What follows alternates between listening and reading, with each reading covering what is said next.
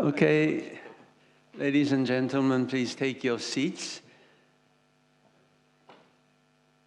Thank you all for coming to this special panel session, International Affairs Session 2, New Strategies for the Future of Northeast Asia. And for good or for bad, there are so many topics that we need to discuss here. We are not in short of issues in Northeast Asia from, well, the big background is the US-China conflict that is deteriorating at the moment, as you all know. And North Korean nuclear crisis continues. And we have had recently a new flare-up again of friction between Japan and the ROK. And so I would say that without further ado, we will just dive into all these issues, which will be discussed by 6 excellent, fantastic panelists that we were able to gather for this session. Thank you all for taking your precious time out and coming to the Tokyo Forum. It's much appreciated. So let me, and then first tell you that in the first round of discussions, each panelist will have 10 minutes to speak on the topics that have been assigned to them. And after that, there'll be a minute or two, second round from the panelists. And after that, I'll open up for Q&A. So please be prepared to raise your questions. Is that all right with you? Okay, thank you very much. Then 10 minutes each. And somebody will say that 8 minutes have passed 2 minutes before the end of your talk. So let's begin from Dr. Rob Atkinson. You will be speaking mainly on the technological aspect of US-China conflict, as I understand. Sure. Well, thank you. This is not working. Thank you for having me here. It's a pleasure to be here. I lead a think tank in Washington called the Information Technology and Innovation Foundation, ITIF, and we're had the honor of being ranked #1 in the world for S&T think tanks by University of Pennsylvania. And for over a decade, I've been focused on Chinese technology policy. I co-chaired President Obama's US-China Innovation Experts Group for about 6 years. So I know nothing about foreign policy, nuclear weapons. I know nothing about that. What I'm going to talk about really is economic competition, particularly in the advanced technology sphere. So we're talking about this trade war. Where did that trade war come from? The common perception is the trade war came from President Trump. It's a fundamental error. The trade war did not come from President Trump. The trade war was launched by China in 2006 with their development of their medium and long-term plan for science and technology. It was ramped up by Made in China 2025. And all Trump did was say, okay, we've been having an attack on our economy by China for 15 to 10 years. I'm going to do something in response. So Trump did not start the trade war. Let's make that perfectly clear. The question I think really on the table, the big strategic question, is that there's just a fundamental mismatch or conflict between two kinds of economies. The market-based democratic economies like Korea, South Korea, Japan, the US, Europe, and there's China. China is not a market-based economy. It is a state-directed capitalist economy. It is based upon innovation mercantilism. In other words, it's based upon a set of unfair trade practices to advance a set of innovation industries. And it's also based on the principle of autarky. In other words, most countries believe in Ricardo and comparative advantage. So, for example, Korea is really good at semiconductors, Japan's good at consumer electronics, the US is good at software, and we trade with each other. That is not the China vision. The China vision, if you read the documents, it is to dominate the world on all advanced technology industries. So, some examples of that. Well, for example, if you look at the DRAM industry, dynamic random access memory chips, there's 3 main players in the world. 2 of them are Korean, Samsung and Hynix, SK Hynix, and a US company called Micron. The DRAM industry is such that economies of scale are huge, R&D costs are enormous, so there's really only 3, maybe 3.5 players in the world. And even with 3.5, there's sort of a glut of DRAM chips. What is China doing? China is building the largest DRAM factory in the world with a company called Fujian Hinhua. They're building the largest DRAM factory in the world, almost 100% with government cash. The government wrote them a check. They have a $110 billion semiconductor fund. And they're building the technology using stolen technology. And that's not a debatable point. They stole the technology from Micron out of its Taiwanese facility. Now you go down the list looking at industry after industry, high-speed rail, where Kawasaki in Japan was one of the leaders, and to access the Chinese rail market, they were required by the Japanese to transfer technology. That is against the WTO rules. You cannot make market access contingent upon technology transfer, yet that is the core Chinese strategy. We see it in biotechnology, where they intentionally make the drug approvals contingent upon US companies and Japanese companies giving technology to Chinese partners. We see it in aviation. We have 2 main airline companies in the world. When you fly a plane, you're either going to fly a plane from Boeing, or you're going to fly a plane from Airbus. There's a reason for that. Nobody in their right mind would invest in a third major plane company. It's just the economics simply do not work. And yet, if you look at COMAC, a state-owned enterprise in China, it's building the C919. It's already done test flights, vastly subsidized by the Chinese government based upon forced technology transfer from a wide array of foreign companies. So one of the excuses that the Chinese make is, well, we're a developing country, and Korea did this, and Japan did this. And it's a very clever argument, but it is a fundamentally misleading argument. When you look at how Korea developed, sure, they had industrial policies, but Korea bought the technology. Korea licensed technology from the US. Japan licensed technology. Korea didn't employ espionage and spies to go into factories and steal technology. So this is essentially not normal, if you will, and one of the effects of this, and it's a major study that we're in the middle of, but we're producing the first sort of white paper in this in early January, where we've looked at basically all the scholarly literature from around the world, Europe, Asia, and the US. What's been the effect to date of Chinese policies, unfair technology policies, on innovation in foreign countries? And the answer is uniformly bad. The answer is uniformly it has hurt innovation in other countries. And the reason is because with such high levels of unfair competition, the price pressures and the margins, the price pressures are high and the margins are low in foreign companies. They can't then reinvest in R&D, even though they're most innovative. So what do we need to do? There's really only, I think, 4 major responses that could be thought about. One is the response that the US relied on for many years and has largely given up, which was hope they become like us. So that was really the dominant US view, was, well, China's, sure, they're making mistakes, but, they're going to figure it out, and they'll become more like a normal market-based economy.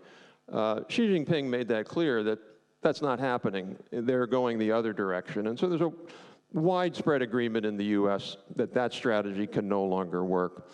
The second strategy was basically just say, we'll ignore it, there's nothing we can do about it, and we'll just sort of work harder at home.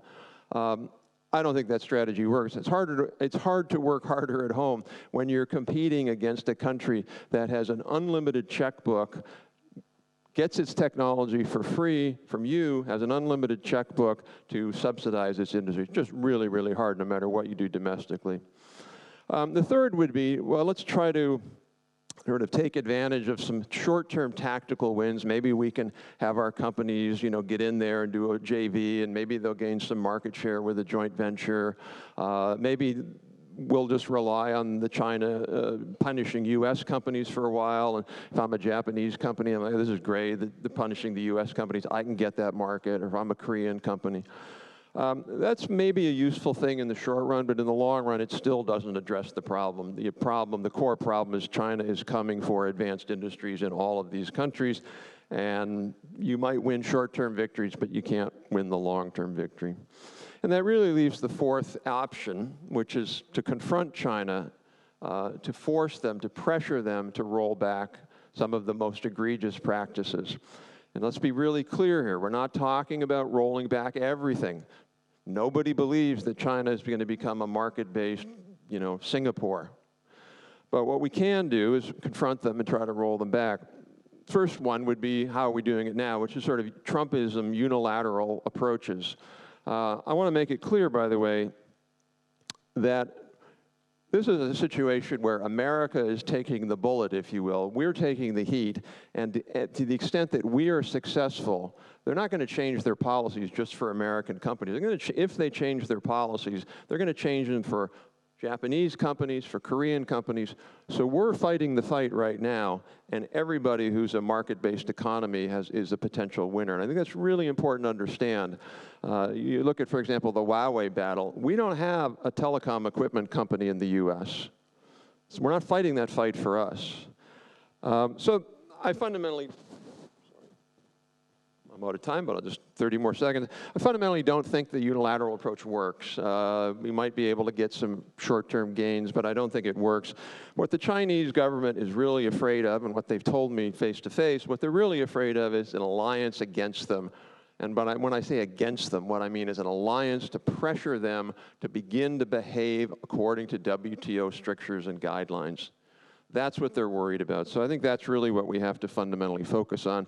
And on that note, the idea of having a Korean-Japanese spat, which I understand John Hamry's point about, all the background of it, which I don't understand, but that is exactly playing into the Chinese hands right now. What we need to do, and to the credit of METI and DG Trade in Europe and USTR, who are now in talks about how we can get a tripartite agreement to push back on China, I think that's the place that we need to go, and that has the most chance of success. So thank you. Very much. You just heard Rob Atkinson, President of Information Technology and Innovation Foundation. I sense that we're going to have a very lively and fantastic discussion. Let me now turn to Victor Cha, who is Senior Advisor and Korea Chair at the CSIS in Washington. You have 10 minutes. Thanks, Akio. So it's a pleasure to be here at University of Tokyo Forum 2019. I want to thank the organizers and the Che Institute. I'm going to make 7 quick points on North Korea, because that's what I was asked to speak about for this panel, although I look forward to the discussion on all the topics on the panel. The first, and it's pretty obvious, is that North Korea remains one of the most vexing problems for the United States in terms of national security. We've done, from Reagan's modest initiative to Trump's Singapore summit, we've done a whole series of different types of meetings with North Korea, ranging from working level talks to summit level talks, and none of them have made any progress really towards denuclearization of the North. This leads to the second point, which is that it's my view that North Korea has made a strategic decision, and that strategic decision is to keep their nuclear weapons programs. At CSIS, we hosted the National Security Advisor, John Bolton. It was the only public remarks he's given since he left the White House, because for various reasons, he's now fighting legal battles to not be subpoenaed to speak on other issues. But before all that happened, he came and spoke at CSIS, and we asked him, in the 18 months he was National Security Advisor and the time he spent with President Trump in meetings with the North Korean leader himself, did that affect his views on how he thought about the North Korean problem? And his answer was yes, that he was absolutely convinced after all those meetings with Kim Jong-un that North Korea is not giving up their nuclear weapons, and I would tend to agree with that. Third point is that the North's weapons development has really increased exponentially in the past 2 years. They have demonstrated a suite of capabilities now that show solid fuel propellant, that show improved guidance, improved targeting, the ability to launch simultaneously from different areas is not a test, but it's a exercise, a war-fighting exercise using ballistic missiles, potentially nuclear-tipped, to hit all population centers in Korea and Japan and US bases in these places as far out as Guam. North Korea today has between 700 and 800 short-range ballistic missiles and Scuds. They have almost 300 Nodong missiles, all targeted on Japan. They have up to 100 medium-range ballistic missiles, 20 or more nuclear devices. They've tested an ICBM, they've tested an SLBM, and they've tested what many believe to be a hydrogen bomb. So that's a pretty impressive record. Fourth point is that the weapons development has happened very quickly, but the doctrine that governs the weapons development is not clear at all. We don't know if North Korea's purpose in developing all these capabilities is simply to seek a survivable deterrent, whether it is just status that they are seeking with these capabilities, or whether the capabilities are actually for a revisionist purpose, what some in the deterrence literature call asymmetric escalation. We don't know, because the weapons have advanced, but the doctrine has not been clearly stated. Fifth point is negotiations are still possible. I guess they're always possible, especially with Donald Trump, who has a very low bar for having meetings with the North Korean leader. But the one thing I would caution about here is that North Korean negotiations are about their past and about their future. And what I mean by that is, when I say they're about their past, is that much of what North Korea is willing to negotiate with are those elements of their program that they don't really need anymore. And so we have actually compiled a list of the different programs and facilities where activity has been dormant based on commercial satellite imagery. And it's most likely that those are the sorts of things that they will put on the table and negotiate their past. Or they will negotiate their future, which is in reference to promises not to do things in the future. The promise not to develop ICBMs, the promise not to produce more fissile material, the promise not to transfer weapons to terrorists. So those promises about the future are relatively costless, and negotiating about the past are relatively costless. What they will preserve is their present, which is their nuclear warheads, their stockpiles, and their undisclosed ballistic missile facilities. The sixth point is the biggest threat right now is a bad deal that has a negative impact on the U.S. alliance system in Asia. There are various definitions of a bad deal. I mean, they could be giving up Yongbyon for an asymmetrical lifting of sanctions, peace regime, all these other sorts of things. But when I say bad deal, I mean any deal in which the U.S. alliance system gets hurt because it becomes part of the negotiation. And that can happen in three ways. One is that the United States, and Trump has already done this, negotiates away U.S. and its allies' military readiness in return for North Korean so-called concessions. So President Trump did this right after the Singapore summit, where he said he would suspend indefinitely U.S. ROK exercises. The second would be the actual negotiation of troop reductions as a part of a denuclearization deal, which would also be very bad for the alliances. He hasn't done that yet, but stay tuned. And then the third is something that he's also done, which is decoupling. When President Trump says short-range and medium-range ballistic missile tests don't really matter, every country does them, said nothing in response to the North Korean SLBM launch, and says the only thing that really matters are ICBM tests and hydrogen bomb tests. That's effectively decoupling from allied security interests from the United States. Those sorts of things are very corrosive to the alliance network. Final point, and I think it's a point that all of us have been making, John Hamre made it, and Rob just made it, and with regard to Japan-Korea relations, the reasons for the downturn in Japan-Korea relations are very real. The solutions are not easy, but the current state of relations is only helping three countries. and that is China, Russia, and North Korea. And that should alone be enough of a reason to seek more pragmatic steps to improve the relationship between the two countries. There are three things in particular that I think could be done. The first is to allow the private sector in both countries, and perhaps this is what they're doing in the other hall right now, to allow the private sector in both countries to come up with solutions for the labor conscription Supreme Court decisions. I've spoken to business leaders on both sides, in both Japan and Korea, and they have some good ideas. It's just that the politicians keep getting in the way, so the government should get out of the way and let the private sector find a solution. Second, the defense establishments should be allowed to do their job, essentially. The defense establishments in both countries are very much in favor of better defense cooperation between the two sides, but they, again, have their hands tied by the politicians.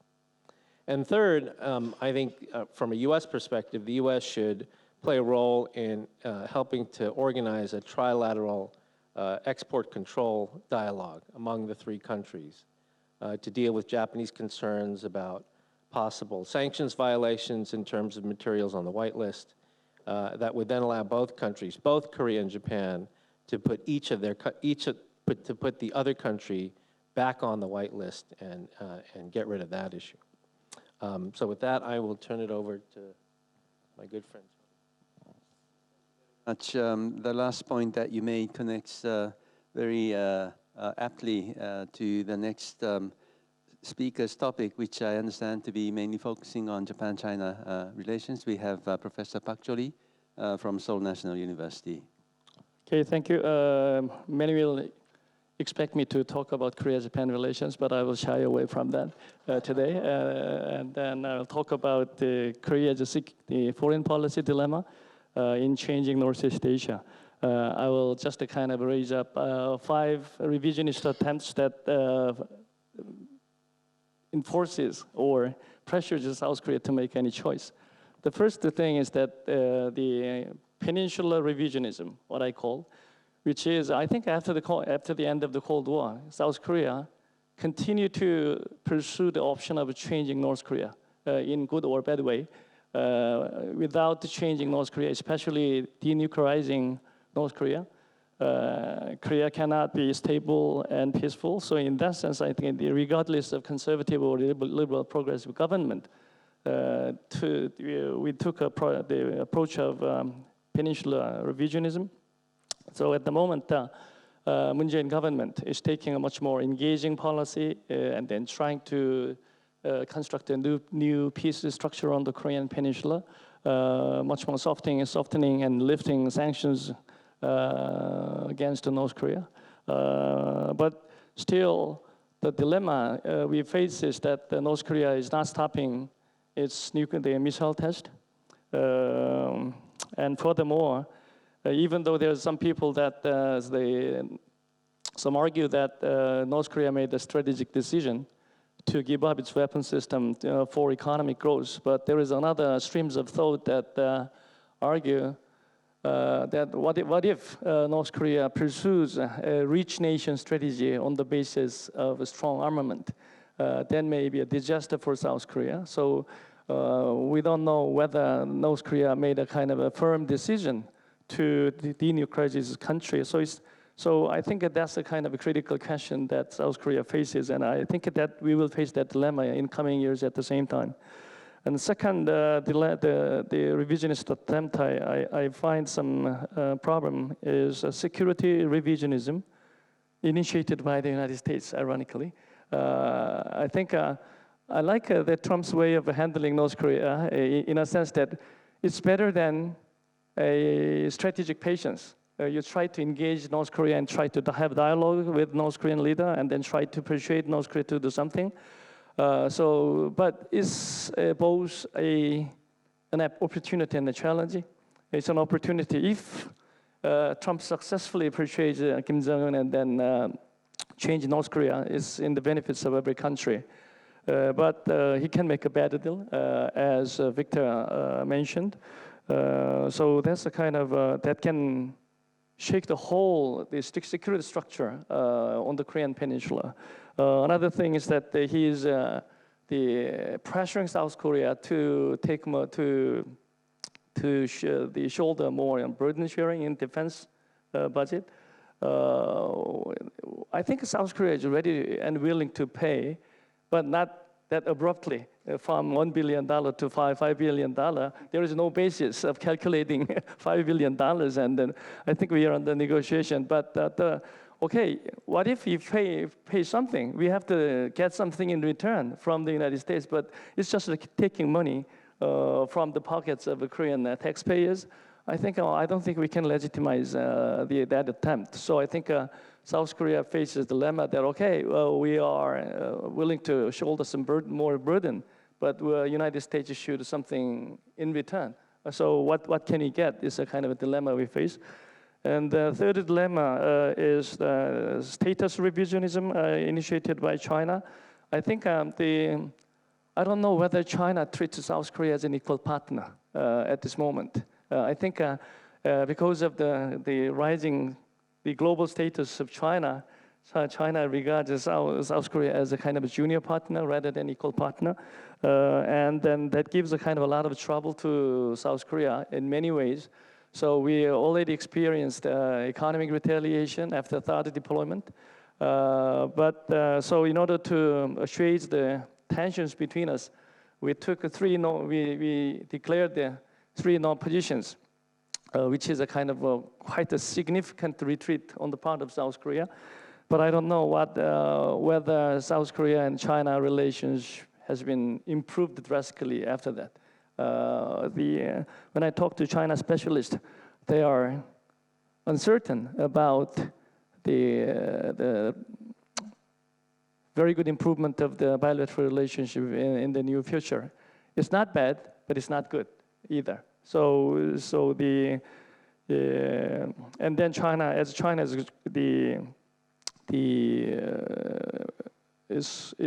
have a more say on the security and foreign policy issues of South Korea. So we are burdened to cope with the Chinese demands. So how to cope with this is kind of another dilemma we face.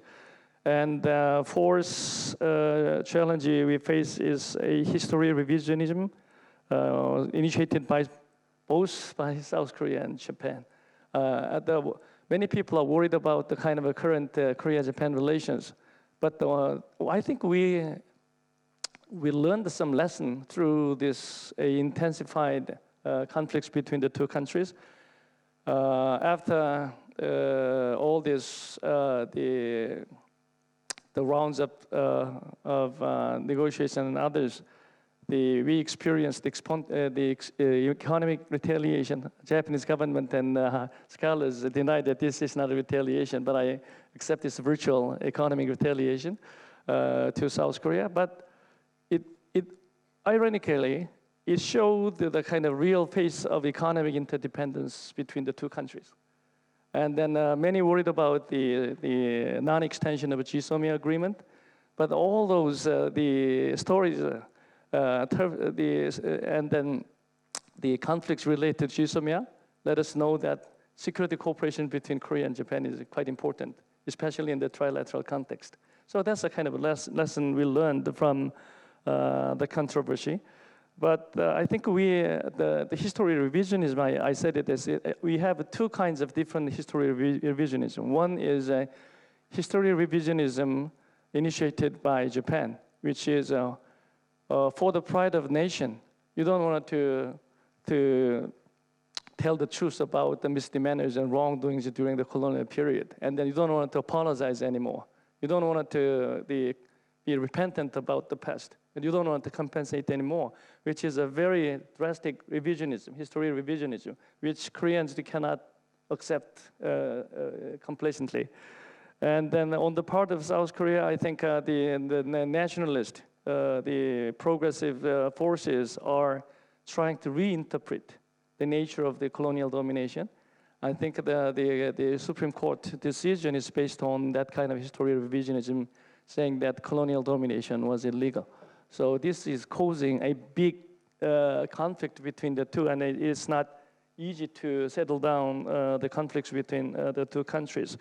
So we are going back to the past rather than back to the future. So whether we can really recover the much more past, future-oriented relationship on the basis of the squarely looking at our own past is a kind of a challenge we face. And the final challenge we face is legitimacy revisionism inside South Korea. Korea is quite divided between conservatives and progressives about the legitimacy of the regime. I think it's not just a broken dialogue between Korea and Japan or other countries. Broken dialogue between progressives and conservatives are serious. And then there is no bridge between the two camps. So it's a kind of a recycling the same rhetorics and ideologies and stories within them. And then we can hardly connect two countries to form a consensus about the South Korean strategic choice and South Korea's future. I think the intellectuals should make much more utmost endeavors to build the bridges between the progressives and conservatives and then try to get over all those dilemmas we face. I'll stop there.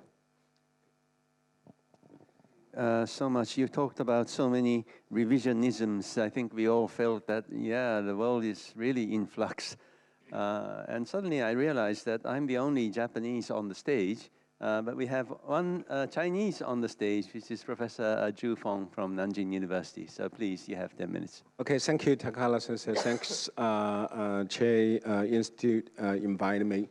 I think the regional security dynamic in Northeast Asia has never been more complicated, and even, we say, some sort of horrifyingly, we say, uncertain. The reason is China-US relations truly completely fundamentally changed. But I think my generation of Chinese, I was born in the middle of the 60s. In the past nearly 4 decades, we totally believe the US is very illuminating tracking to get China just to move ahead. But the problem is we rarely consider one of the big, very adversary consequences Americans' democratic beacon is eclipsing. The reason is not just the President Trump's unilateralism and his some sort of white populist turn of American foreign policy. Another view is bipartisan consensus to take China as a scapegoat for some sort of a domestic and a political division in the United States.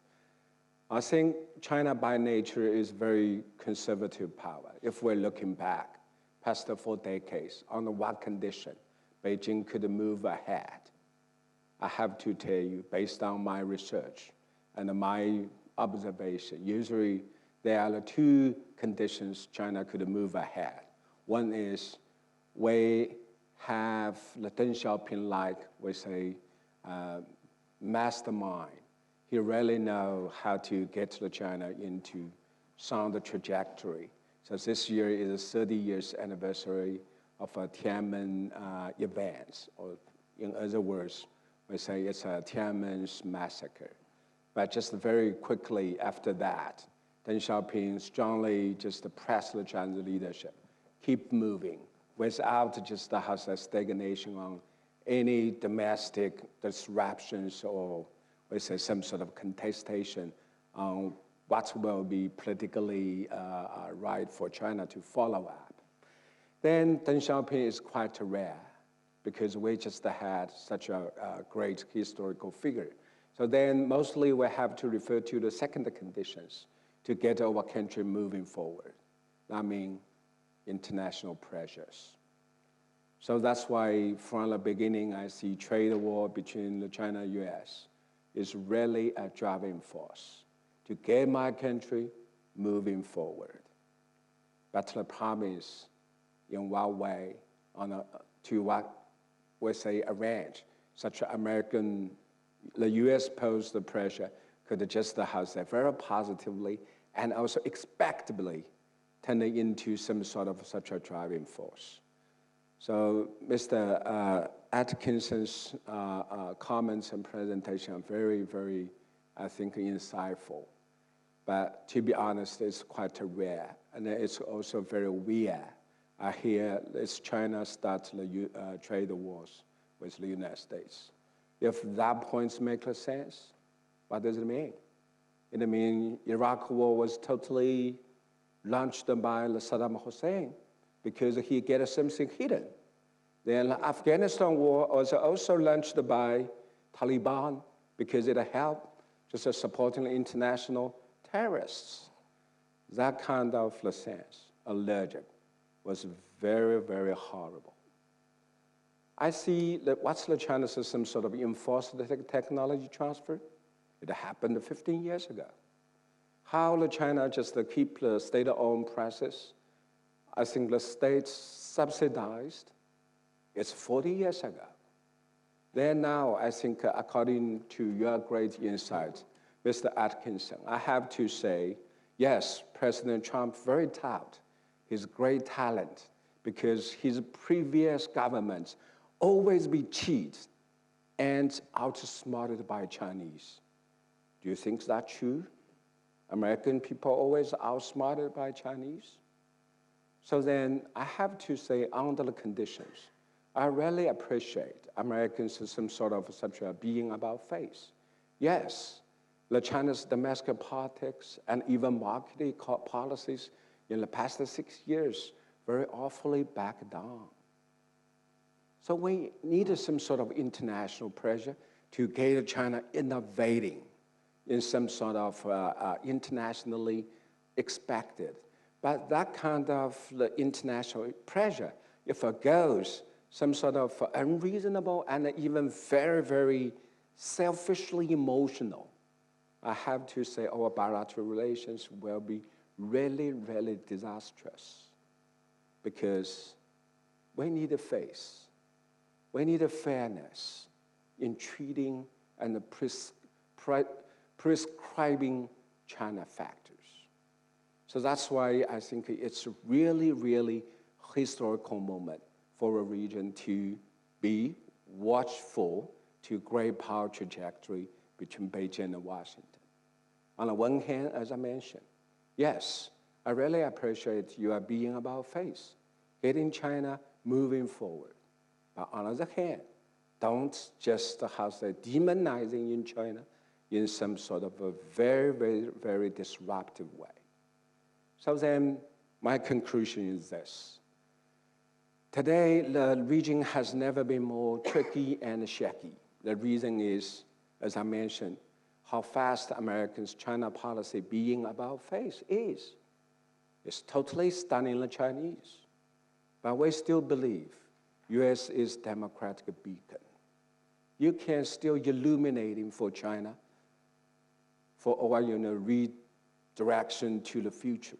But I promise, please push them gently and effectively, rather than just to keep China as a eruptive mouse to unveil your dissatisfaction and even hatred. Yes, I know. Such a thing has never been just made in the past 4 decades because Americans' hawkish China policy now is bipartisan. But how much such a hawkish China policy is real and fair? Reading Mr. Pompeo's statement, I have to say it's very disruptive and disturbing. He definitely called China on the November 8th when he spoke at Berlin. He said, yes, European Berlin Wall failed, but Asian Berlin Wall is there. China is horrifyingly similar to East Germany before in 1989. Is that true? I'm serious. China is still authoritarian system, but China is not the Stalinist communist. China is not the Leninist communist. How many Chinese traveling overseas on an annual basis? More than 200 billion. They have a freedom, move outside and moving back.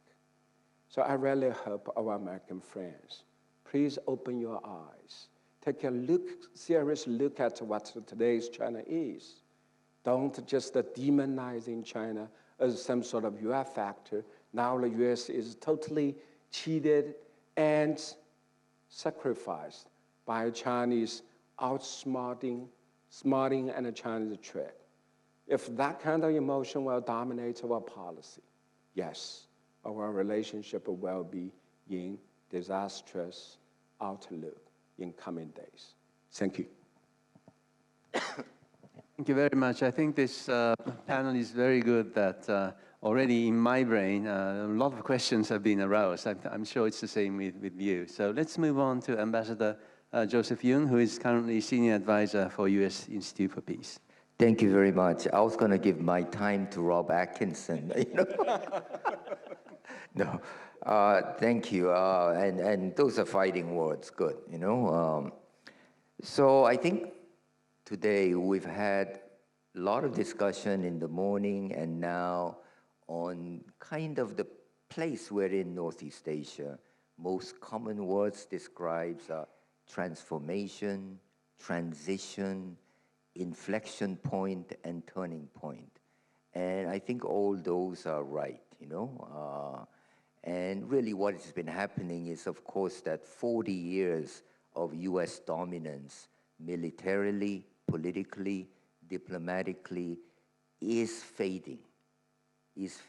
I mean, I was in, of course, US State Department for 33 years until I left last year.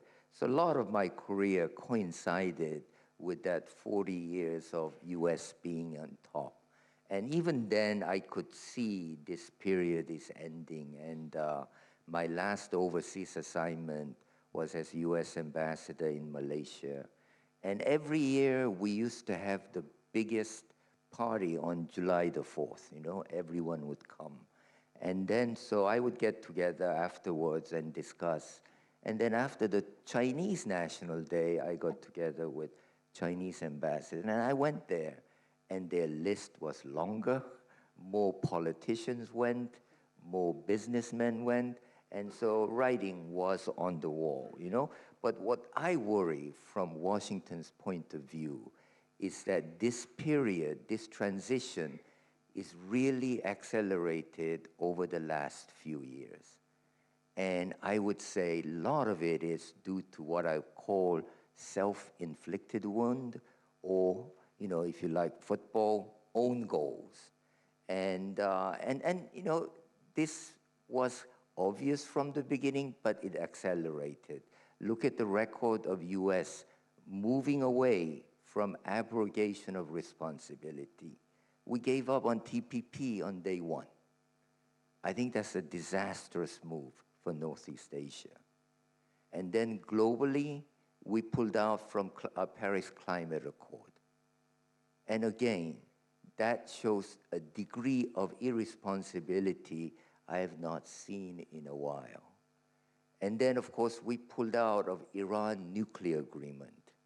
I remember I was still doing North Korea work when we pulled out of Iran nuclear agreement. I was talking with my North Korean counterparts, and they were puzzled why we would pull out and what did it mean for them.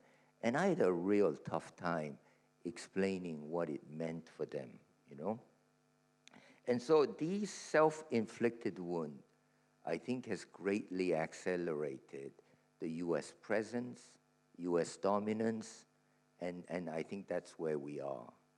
And so looking forward, whether US continues to maintain a degree of authority and degree of prestige in the area, I think depends on three issues.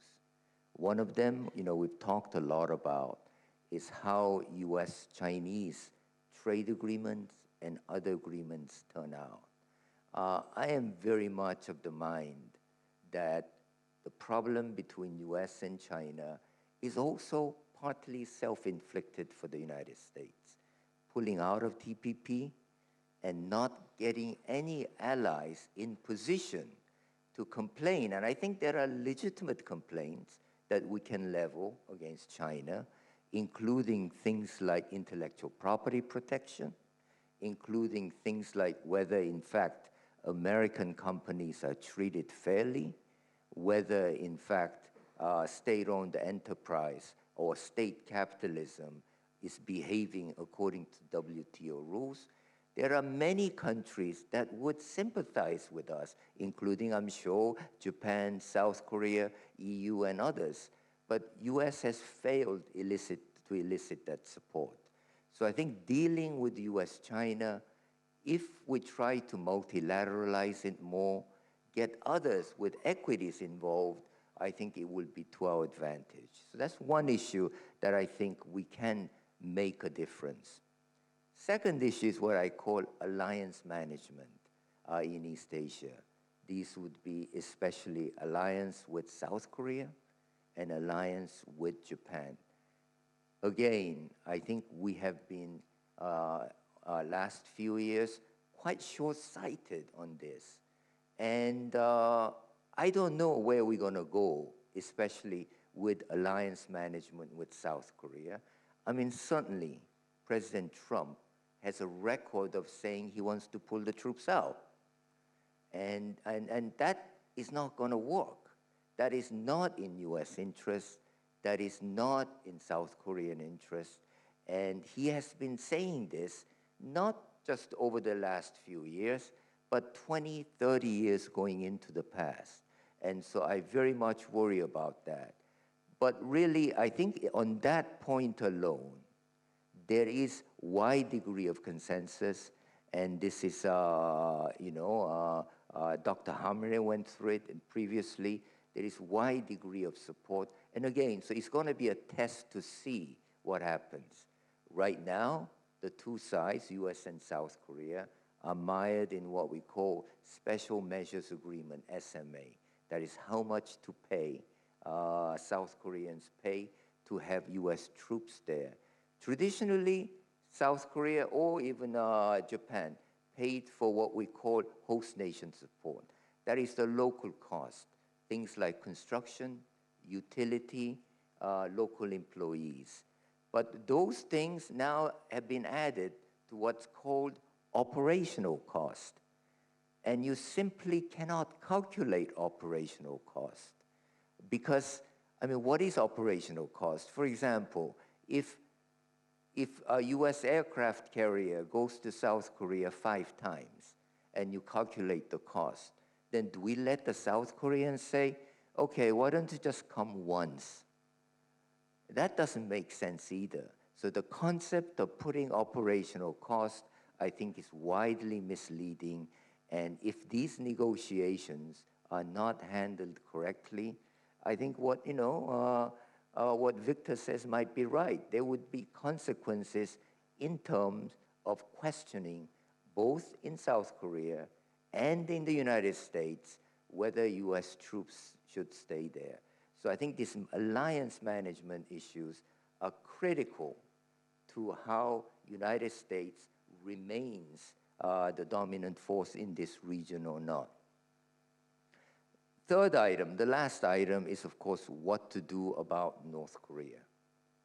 And again, I thought it was a great idea for President Trump to go to Singapore to meet with Kim Jong-un to break the logjam.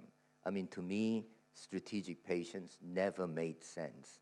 What are you being patient about, And to call that waiting strategic made no sense. So I think he made the right decision to go there.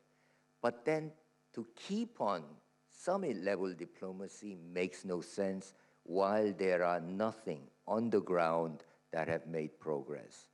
I very much agree with former Foreign Minister Yoon when he said that some deal is better because the costs keep on going up. The deal yesterday is better than deal today, and the deal today will be better than deal tomorrow because the costs keep on going up. Why do they go up?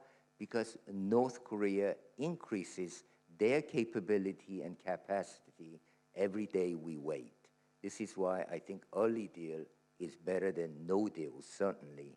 And I'm not sure all this talk about bad deal. Of course, nobody wants to say you're going to get into a bad deal, but I think waiting for nothing when the prices go up makes no sense. Okay, so with those, I think if we make progress on those 3 issues, US-China relations, our alliance management issues, and with North Korea, then US does stand a chance to have the presence in this region again stronger than certainly, and stop the fading away that's been going on over the past 3 years. Thank you, Professor. Thank you so much for a clear explanation about the US policies towards East Asia. Last but not least, we shall turn to Professor Kim Byung-yoon from Seoul National University. She shall entertain us with some visual information about the state of the North Korean economy. But to save time, I'll stay here and to talk about how to economically engage North Korea. My talk corroborates very well with Ambassador Joseph Yoon's talk on North Korea. We have two instruments for North Korea's being denuclearized. The first one is sanctions. So I spent some time on sanctions. They talk about economic engagement in a positive sense. There are two extreme views about the sanctions. The first one is that we have to give up some sanctions before North Korea gives up some nuclear weapons. I don't think it will work. In that way, North Korea will become de facto nuclear state. And so I am against the kind of proposal. But the other extreme is that we have to keep sanctions intact until the completion of the denuclearization. I wish it could happen, but I don't think it's realistic. It's practically impossible. That means we have only one state. That is sort of deal, action for action deal. In tandem with North Korea's denuclearization, we have to leave some sanctions. I think the sanctions are the most effective instrument for North Korea's being denuclearized, also perhaps the only peaceful instrument. So we have to get the sanctions enforced thoroughly until we achieve North Korea's being denuclearized. For this, I would like to argue that we have to close three loopholes. The first one is money coming from cyber hacking. The second one is Chinese tourists' income from North Korea. The third one is dispatched workers from North Korea still work in Russia and China. So if we successfully close these loopholes, I assume that North Korea's foreign currency reserve will run out within 2 years or 5 years. Mr. Kim, would you like to use the PowerPoint? It's up now. That's okay, right? Okay. Yeah, South Korean economists estimate or guesstimate that North Korea has foreign currency reserves ranging from $2.5 billion to $6 billion. And the current trade deficit of North Korea is about $2 billion every year. But I expect about half of this deficit will be transferred into smuggling and from other income issues. Therefore, assuming that $1 billion run out every year, it will take about 2 or 5 years to drain all the currency reserves held by North Korea. So we have some chance until we achieve denuclearization. That's why I urge that all relevant parties have to get sanctions enforced thoroughly. But having said that, I will say, as an economist, the ultimate solution for North Korea's being denuclearized is North Korea becomes a member of the international community. That is only possible if North Korea engages other countries in various ways, economically and politically and internationally. So when sanctions are lifted, we have to think about what kind of engagement can be substitute. I think we should think about a purpose-driven engagement. Not just engagement, but purpose-driven engagement. What kind of purpose? The first, transition from socialism to market economy. If North Korea becomes a market economy, return the development of nuclear weapons will decline substantially. Therefore, engagement is ultimate solution to denuclearization. So we should have clear that cooperation, economic cooperation in North Korea should have purpose to make a transition in North Korea. The second one is internationalization. In other words, North Korean economy integrates with other countries. If this happens, again, this is big pressure on North Korea on internal changes. So think about if North Korea gives up Yongbyon facility, what kind of sanction relief can be given in return for this kind of denuclearization? Given this opportunity, we should think what kind of incentives can be provided for North Korea. These incentives can facilitate transition and internationalization of the North Korean economy. Of course, we have a big plan for economic development of North Korea. But this kind of development, full-scale development, is only possible when North Korea becomes a market economy.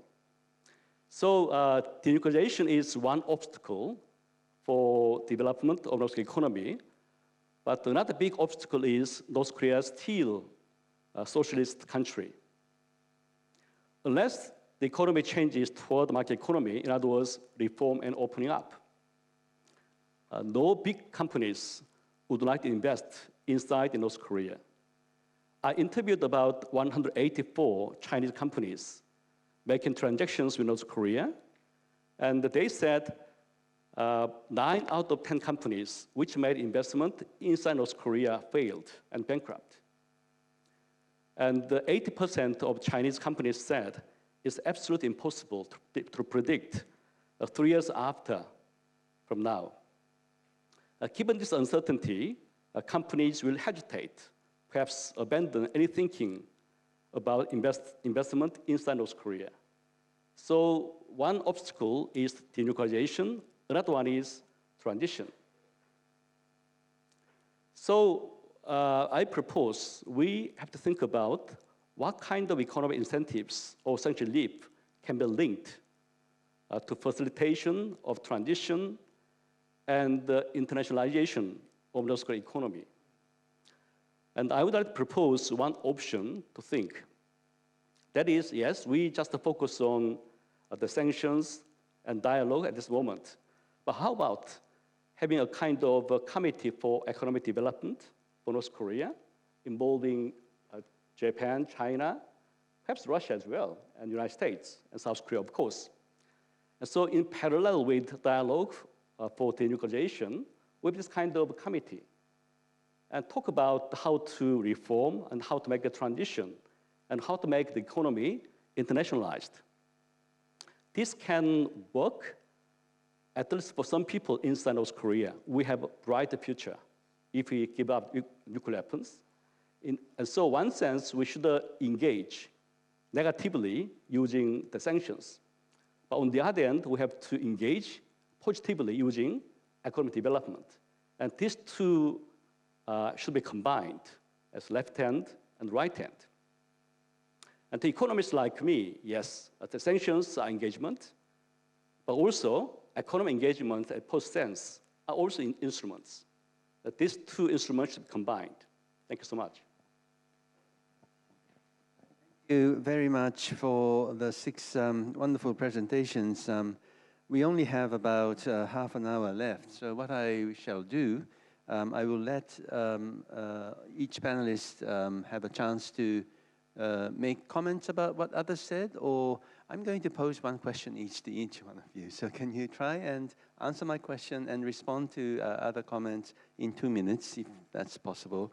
Let's begin from Mr. Atkinson. My question is, what's your evaluation of the present and future of US-China technological competition? Well, I think first of all, I think the answer is that U.S. is leading in technology. China is rapidly gaining, and I don't see any reason why they are not going to achieve global leadership in many, many different industries.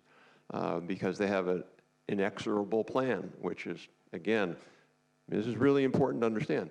It's to acquire technology through unfair and illicit means, and then it's to have a protected domestic market that's massively subsidized, and then it's to do what they call going out and subsidizing, going out and taking market share from other companies around the world. So I think the more important question is, what's the end game of that? How does that all play out? And the reason why this is going on in the US now is, at one level, the elites didn't care in America if we lost our textile industry to China, or we lost our furniture industry to China through things like massive currency manipulation and other measures, but we didn't really care. When they go after the core industries, which, by the way, are central to our defense base, and when they go after the core industries in Japan and Korea, which have been central to your modernization and progress and innovation, that's when people start to care. I just quickly respond to my Chinese colleague. There are really two questions. The question is what China is doing, is it out of bounds? And I don't think there should be any question about that. Even the Europeans say it's out of bounds. The Europeans just have a different approach of how to respond to it. METI here thinks it's out of bounds.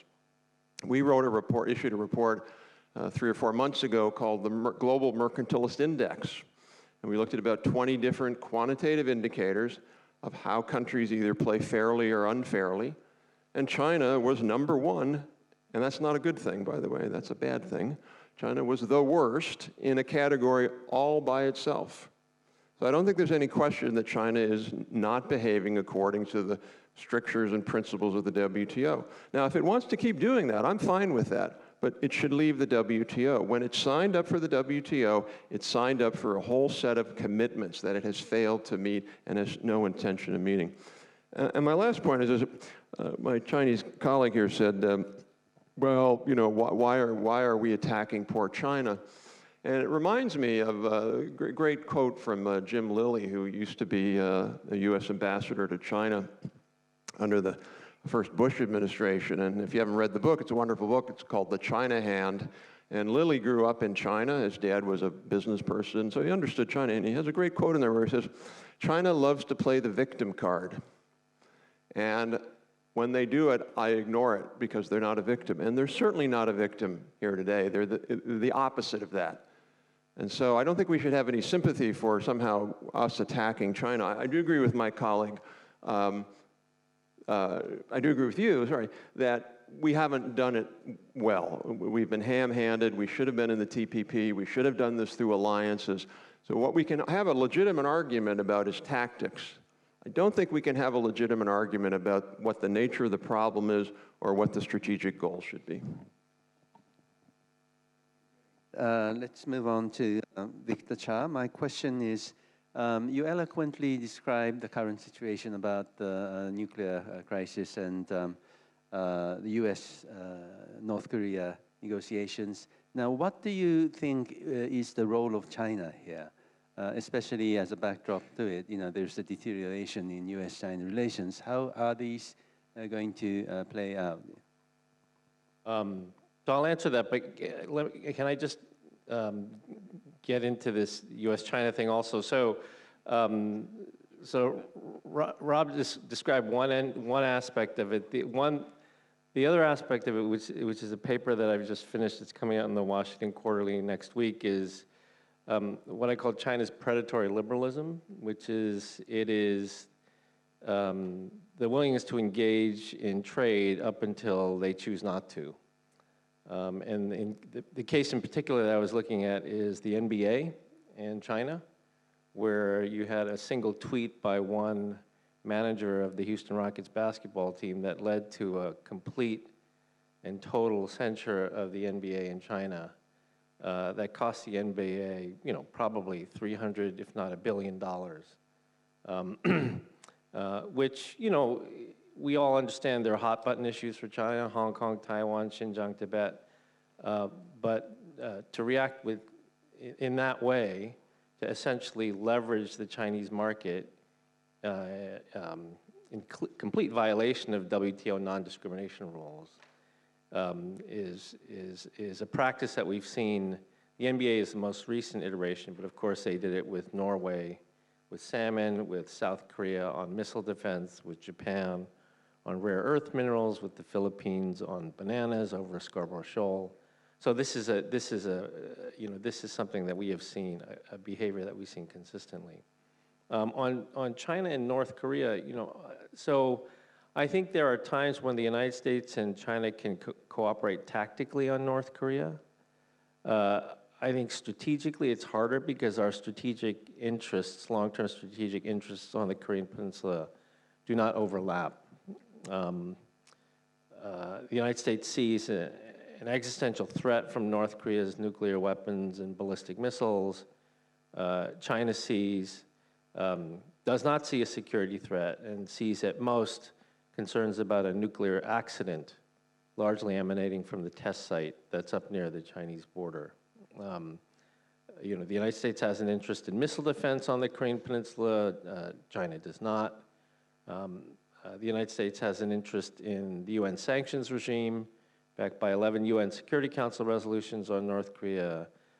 China complies at times when it wants to bring North Korea to the negotiating table to prevent some unpredictable US response, but once North Korea is at the negotiating table, the burden of negotiation goes to the United States, and then China starts to take their foot off the sanctions pedal because they don't want the North Korean regime to collapse. So, like I said, I think there are areas where there's tactical cooperation, but in the longer term, our interests don't really overlap enough on this particular issue to see any meaningful cooperation. And then the extent to which the U.S.-China trade dispute affects this, I mean, I don't think it does. I mean, I think the two parties can compartmentalize what they do on North Korea versus what they do on trade. I mean, clearly Trump sees them as interlinked in the sense that he doesn't think China tries as hard because of the trade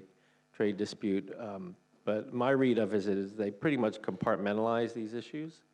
And that's a good thing, but at the same time, as I said, there are limits to the level of cooperation we can see between the two countries over this problem.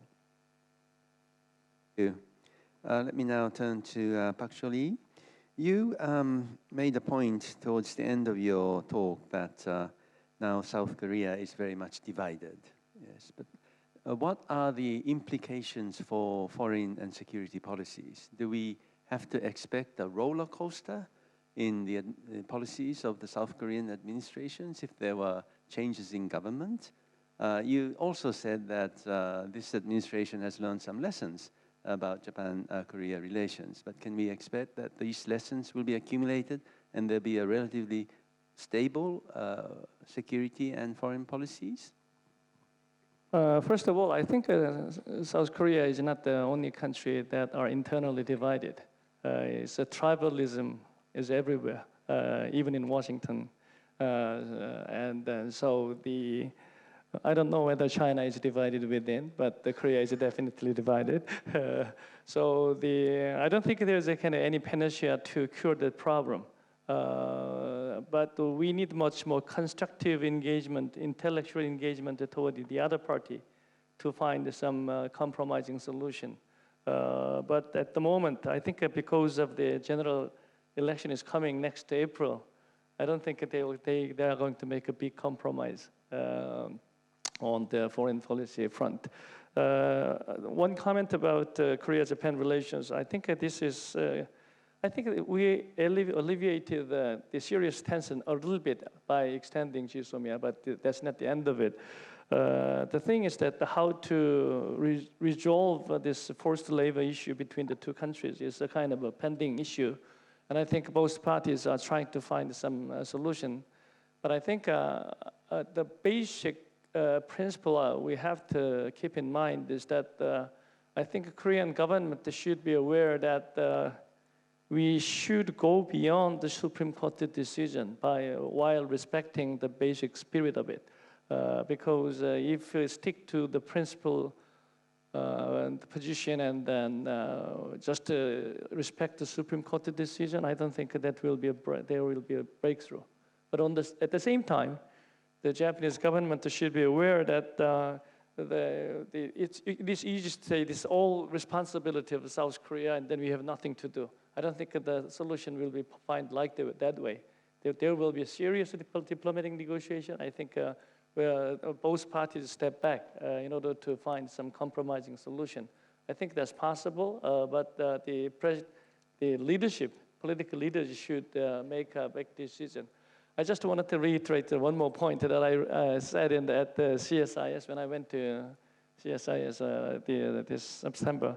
The history issue is underneath all this problem. I think we have to we have to train ourselves much more skillfully. I like the term 놀이고에르. Jump on and get over. Koreans are very good at jumping on the history issue, but very poor at getting over the problem. Japanese are very good at trying to get over, but they never jump on the ship. So we have to jump on and get over together. Thank you very much. Now I turn to Jufeng. You talked about the benefit of gaiatsu, foreign pressure that will promote the reforms in China.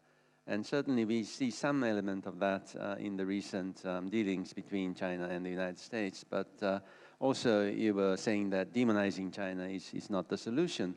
And also you talked about more Chinese going overseas and opening up their minds, as it were, to outside values.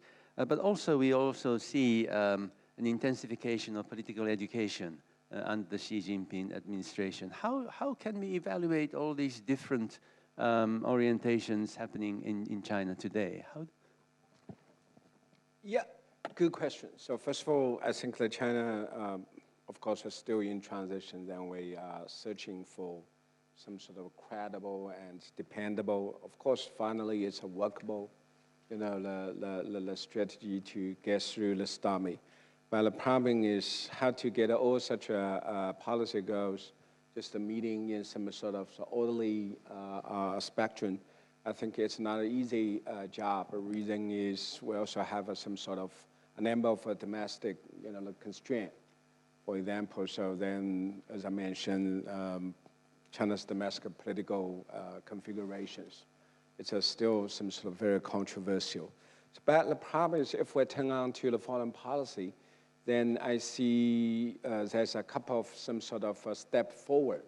For example, so Beijing eventually recognized, for example, so previous, I think the session also mentioned, what's the Deng Xiaoping's legacy to China's foreign policy.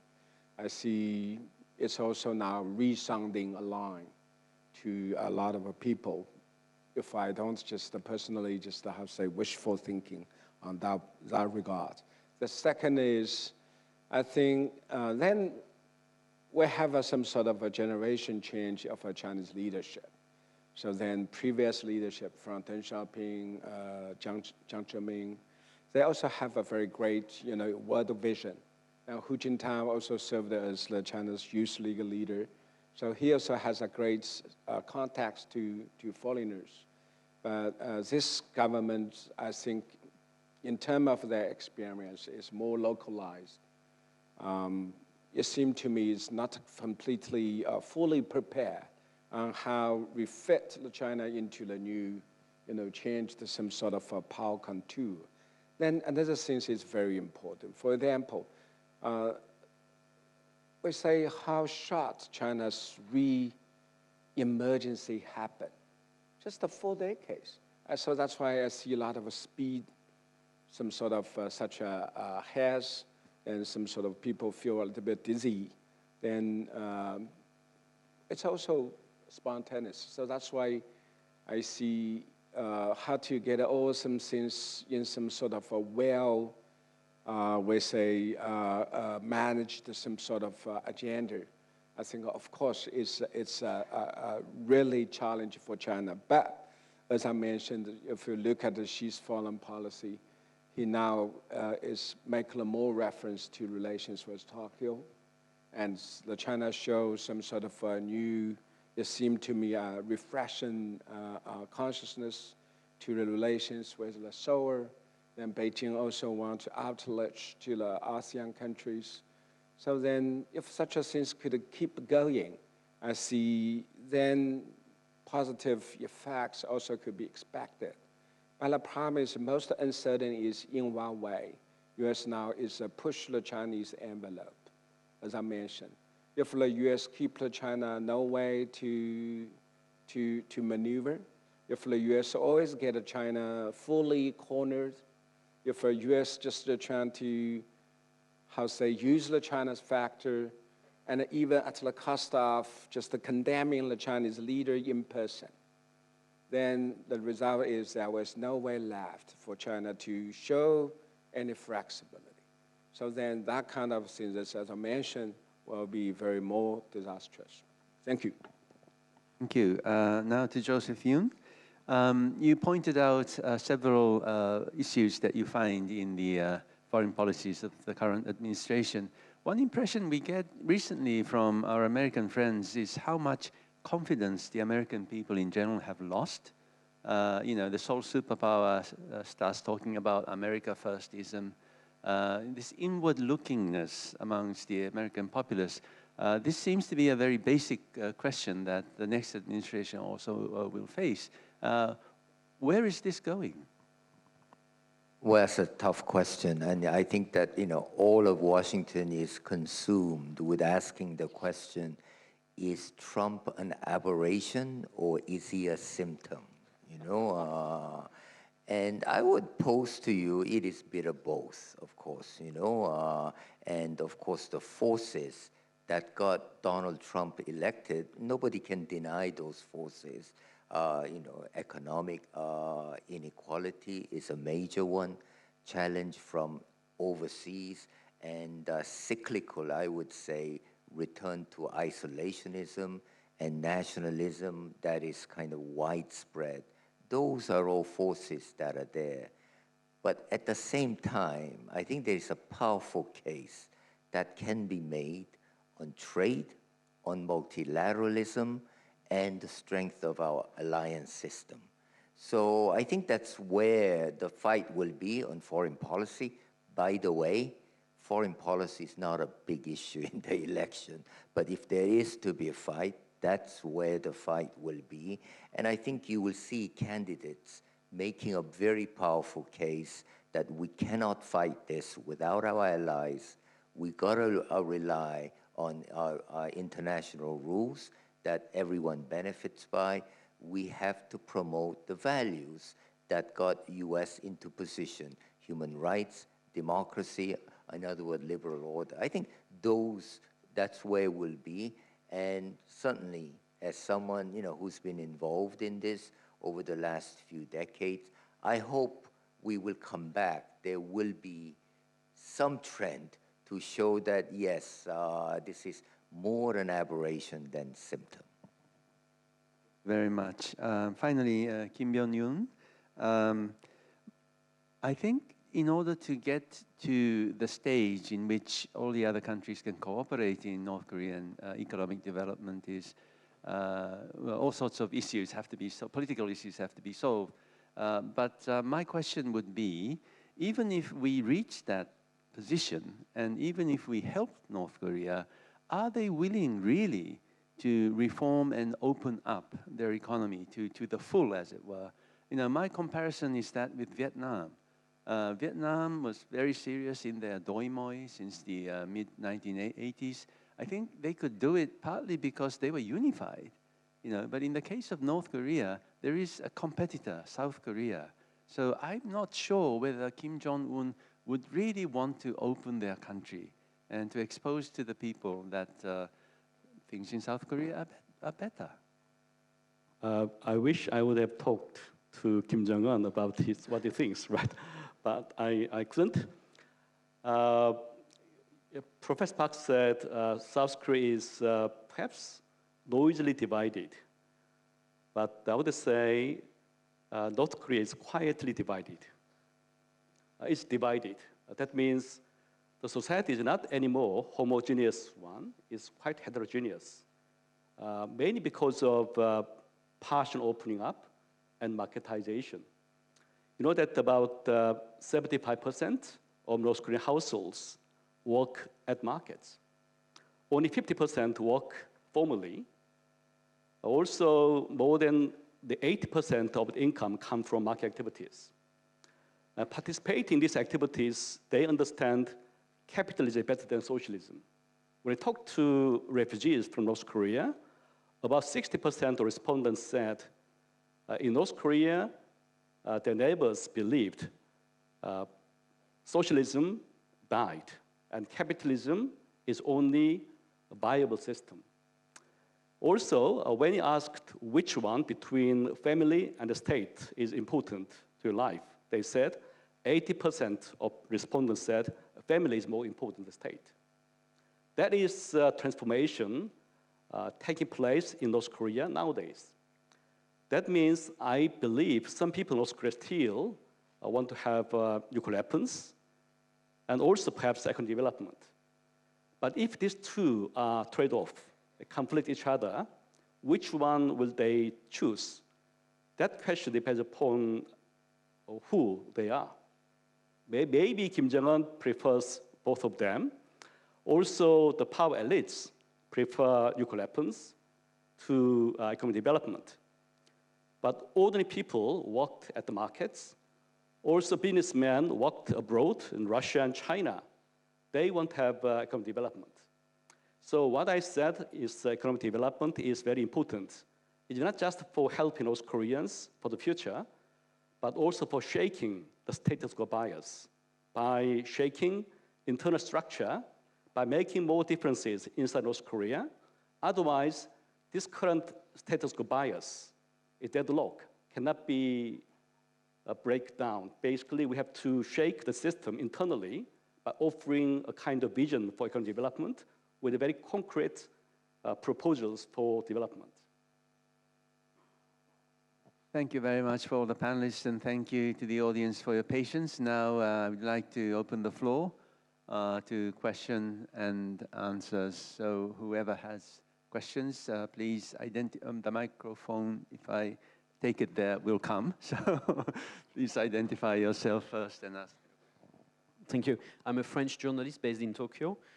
To come back to you were saying that foreign policy doesn't make a big weight in the campaign, but we had the feeling from here, or as a French, that the American foreign policy has always been designed by Mr. Trump, or sought by Mr. Trump, for his own re-election, for his national popularity. So in that sense, we had the feeling that he was baiting on doing a big deal with North Korea for the first 2 years, and it doesn't work. We are maybe ending this detente period and going back to the tensions. Do you feel that maybe now he switched to the arm wrestling with China, which seems quite popular both in the Republican and the Democratic? So in what sense does he use his North Asia policy to win his re-election? Maybe American panelist? Who would you like to answer your question? Mr. Cha. Mr. Yoon, please. Of course, I was exaggerating when I said it doesn't have much impact. I guess the two foreign policy issues that will have impact are trade. I don't really consider that foreign policy issue, although it is foreign policy. And second one is immigration. Of course, again, it's not exactly foreign policy, but those go beyond the borders.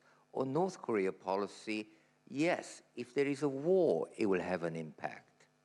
But I think barring a war, even if you go back to fire and fury and there is nothing material, I really doubt it will have an impact. And I doubt even one seat in Congress will change as a result of North Korea, unless there is something dramatic happening. Victor?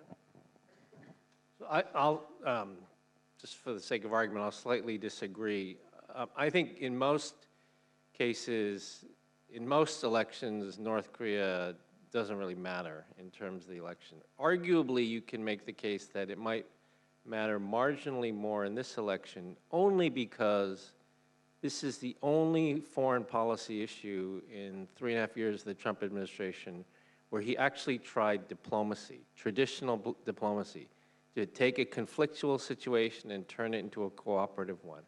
There's a lot of other things that he's done, get out of the Iran deal, trade war with China, these other sorts of things, but nothing like this before. So in that sense, it has sort of an outsized role and is a big target for the opposition to go after.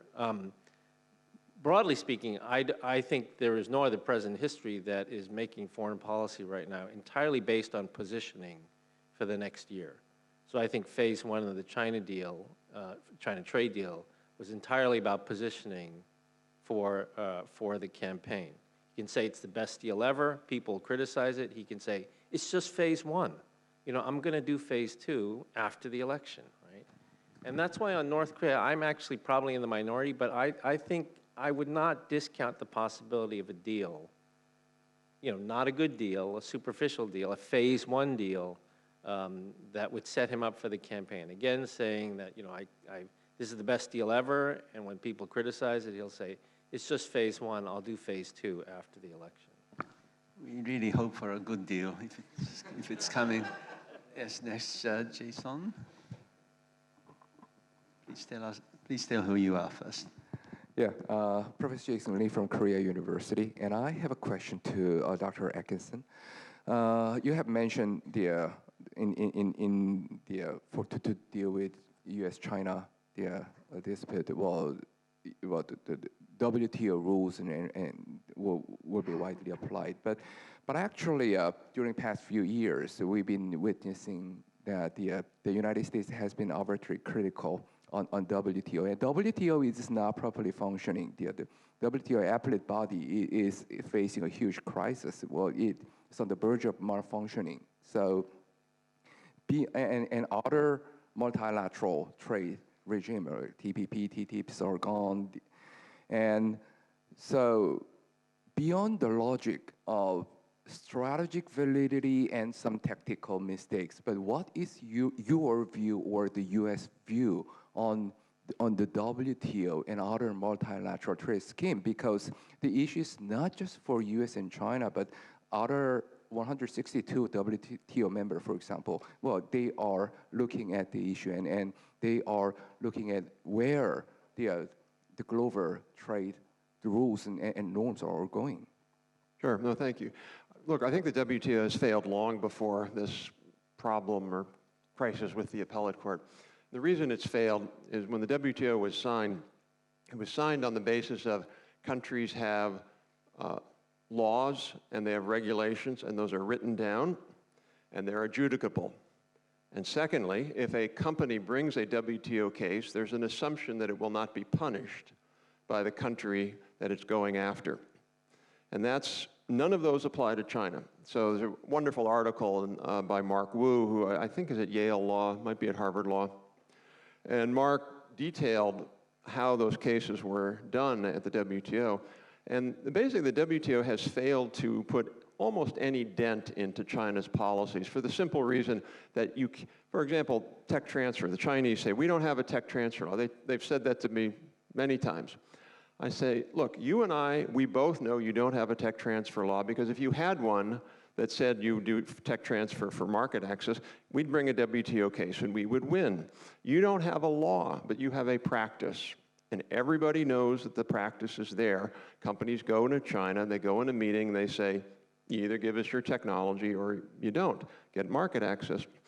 I was talking to a chief counsel of a Fortune 50 company recently, and he was explaining to me that the Chinese had engaged in unrepentant intellectual property theft. I mean, no question about it. They stole this company's technology. And so he went, as he should have, to the minister first, and the relevant minister, and he said, look, you really have to address this for us. And if you don't address it for us, we're going to have to go and bring a WTO case. And the minister looked at him and said, you have every right to bring a WTO case, but if you do, you'll never sell another product in China again. And the company did not bring a WTO case. So I guess what I would argue we need to do is, number one, the WTO simply doesn't work the way it should for countries that are not rule of law countries. And I think what we have to do is we have to work with China, with Japan, with the EU, to build a stronger WTO. So I'm not saying we should get rid of the WTO, but it has to have better disciplines to be able to go after a lot of the practices that the Chinese use. For example, subsidy regime. China has rampant subsidies, but they're so opaque and they're money laundering all over the place, if you will. We've got to get better structures in the WTO to do that. But even if we do that, that won't be enough. We've got to figure out ways to put pressure on China through a multilateral process. And that's why I go back to this point earlier that I'm cautiously optimistic that the Japanese government, DG Trade in Europe, and USTR, in fact, I think they're meeting possibly next week, but they're engaged in a series of meetings to really come up with a tripartite plan to push back on China. So, point being, I think we should strengthen the WTO. We should make sure it works, but it's not working as it should right now. Thank you. Ask a brief response, if possible, from the Chinese side on WTO rules or multilateral regime. Okay, so basically, I think the WTO is a very important vehicle to keep the, we say, free, open, fair international trade system just progressing. But we also know on the November 30, U.S. reject nomination of the last arbitrator in the WTO's arbitration system. I see the WTO almost now is paralyzed. You know, WTO as a multilateral free trade setting, its a real core functioning is lying on some sort of, we say, forceful and even individual states, we say, above some sort of such a in WTO arbitration. But now it's American sabotage. Now the WTO is almost a go dead. So then, what's the future of WTO? Yes, we have to, referring to the ASEAN, Korean, Japan, and Europe, but never just put the hope on US. Yes, we feel scared because Washington, D.C. sent MOU to WTO and is strongly advocating the revocation of the China's developing country status. Personally, I agree. But the problem is, if on the one hand, you're trying to take advantage of a WTO, but on the other hand, just to get the WTO out. So I feel that kind of approach will totally objected on the Beijing side. So last words, WTO is reliable and operable multilateral system for free trade. Problem is how we can rebuild the multilateral consensus. So I think for China, nothing will matters more than WTO's efficiency and functioning. Thank you.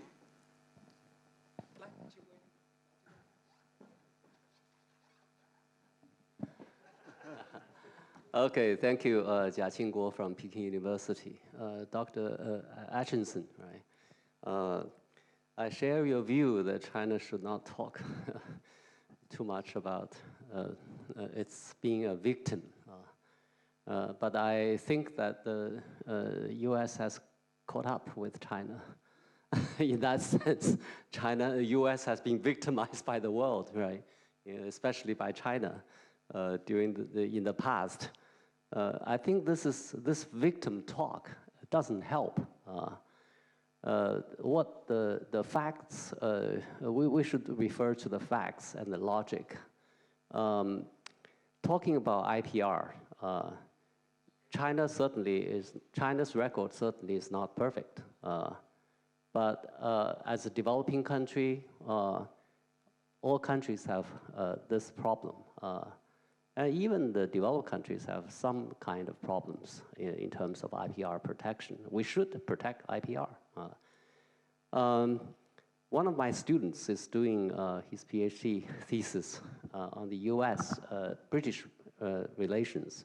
That's one of the top issues between US and Britain when US was on the rise. US stole a lot of IPR from Britain. The British complained profusely. So we should put this issue into perspective.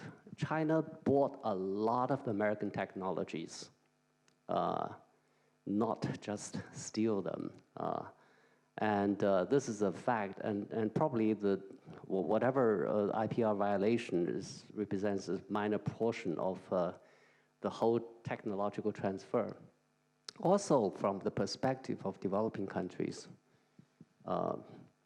even so-called enforced technological transfer is not enforced, okay? It's a deal, right? If you want to have market access, you give us some technology. This is the perspective from the developing countries. Of course, now China is graduating from a developing country. China should not do this kind of thing, okay? And probably China should insist this as a principle if China becomes developed like the US, okay? But you should understand that developing countries have a different perspective on this. This is what they can get, what they have to bargain with, okay? And they have nothing else to bargain with, unlike the developed countries, the rich countries, okay? But the US has not been victimized by this. Actually, the US has profited tremendously in terms of technological relationship with China and with the rest of the world. China certainly has learned a lot from the US, has benefited a lot from this interaction, but the US is not a victim, okay? So I think probably we should put all this into perspective rather than blaming each other and try to develop a relationship that both our countries can feel comfortable with in a pragmatic way on the basis of our mutual interests. Thank you.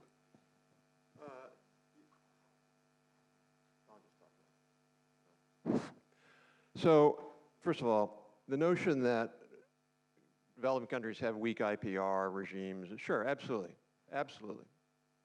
That's not what's the point here, though. The Chinese have, there are multiple ways in which they intentionally don't enforce IPR laws. For example, there's a recent case in the Guangdong court where the judge ruled, there's a French company called Schneider Electric. They had their patent completely violated by the Chinese. Oh, sorry, let me back up. And this was, they won it in the Japanese court, they won it in the European court, they won it everywhere, except in China. So what did China do? The Chinese firm countersued, which is a typical tactic. They were in the wrong, they had stolen the technology, they countersued. The Guangdong court, I think you can guess which decision they made. Not only did they make that decision, but the judge said, oh, by the way, this should be a model for every foreign IP case, meaning we should countersue, and we should side with the domestic company. That has nothing to do with being a developed country. That has something to do with using the law for unfair means to get technology. There's a recent study by and I'm happy to share with you, the National Bureau of Economic Research study, and it looked at joint ventures in China. And what it found was that forced JVs were one of the most powerful technology tools that the Chinese have had to gain advantage. Not only you look at any industry, the more the technology advanced industry, the more JVs there were. And the JVs helped not just the company that had the JV, but they helped all the Chinese companies in the industry. Now you can say they have a right to do that. They do not have a right to do that in the WTO. I'm sorry, there's a clear rule in the WTO. You cannot make market access contingent upon technology transfer. The last point, you make this point, which I hear all the time when I go to China, which is, well, you guys did it. You know, Charles Dickens, we stole Charles Dickens' manuscripts. Yeah, we did, absolutely. But you know what? We were not in the WTO back then. I don't know why we weren't, but for some reason we weren't in the WTO in the 1870s.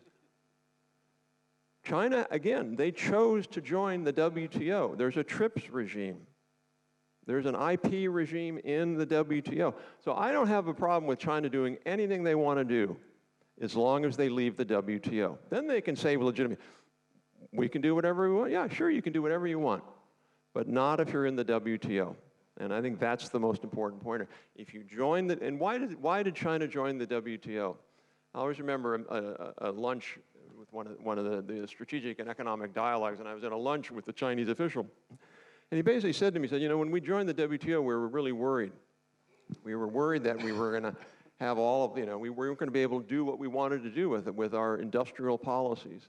And he said, what we found out instead was we figured out how to manipulate the system, and what it did was it prevented you, because of MFN restrictions, it prevented you from taking us, you know, doing unilateral actions against us, and we were able to figure out a way to manipulate the WTO to get what we wanted. And that's the point I made earlier to this gentleman's comment about the WTO. The WTO doesn't work against a country that doesn't have a rule of law. And it could, I mean, we could strengthen it, which is why I think, again, I mean, the problem with all this stuff is Trump has made this so much harder because he's a unilateralist and he's gone after Korea and he's gone after everybody. Makes it hard to make the case, which is hard. But, you know, we should build up the last point is I say, if we don't defend the global trading system and we don't defend the WTO and that entire process and really get China to begin to behave by the rules, then we're basically destroying the soul of the global trading system. You want to ask why Trump won? A big reason why he won was because of China unfair trade practices and decimating a third of US manufacturing jobs. So, you know, if we don't restore that, we're going to see that in country after country where they just lose faith in globalization, which would be, you know, an awful, awful thing to happen. So, I'm afraid time is up, but I think you can see we can expect a more lively discussion to continue during dinner time. There's one consensus. We all want the WTO to function well, so that's very good. And I think I was supposed to speak about the bright side of things, that is Japan-China relations improving in this part of the world, but there's no time for that, so I'm sorry. We'll keep it to next year. But thank you all for making this panel a fantastic, very lively, very, I think we all enjoyed it in many ways. So I would like the audience, you to join me in thanking all the panelists who came from all over the world. Thank you. And I would like to thank the audience for coming once again. And please come back next year. Thank you very much indeed.